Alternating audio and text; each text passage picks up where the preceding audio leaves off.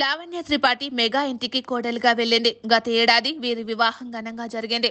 Italy దేశంలో destination wedding గా 3 రోజులు వివాహ వేడుకలు జరిగాయి.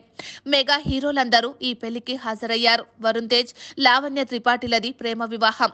మిస్టర్ మూవీలో జంటగా నటించిన వీరిద్దరూ ప్రేమలో పడ్డారు. అనంతరం అంతరిక్షం టైటిల్ తో మరొక చిత్రం చేశారు. చాలా కాలం వీరి ప్రేమ వ్యవహారం రహస్యంగా నడిచింది.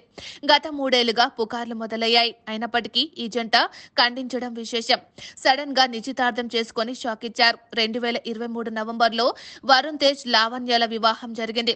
పెళ్లైన తర్వాత మొదటిసారి గుడ్ న్యూస్ షేర్ చేసింది లావణ్య. గ్లామరస్ ఫోటోలు షేర్ చేసిన ఆమె ఆసక్తికర కామెంట్ జోడించింది. లావణ్య సదరు పోస్టులో అమ్మకు చెందిన ఆభరణాన్ని ఆమె ధరించారు.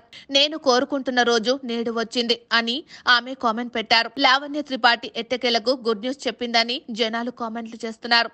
లావణ్య త్రిపాఠి అందాల రాక్షసి చిత్రంలో తెలుగులో అడుగుపెట్టింది. ఆ మూవీ లావణ్య త్రిపాఠికి మంచి పేరు తెచ్చిపెట్టింది. ఆమె నటనకు ప్రశంసలు దక్కాయి. అనంతరం సోగ్గాడే చిన్ని నాయన, భలే భలే మొగాడివే వంటి హిట్ చిత్రాలలో నటించింది. అయితే ఈ మధ్య ఆమెకు వరుస ఫ్లాపులు పడ్డాయి. దాంతో రేసులో వెనుకబడింది. లావణ్య త్రిపాఠి వివాహం అనంతరం కూడా నటన కొనసాగిస్తున్నారు.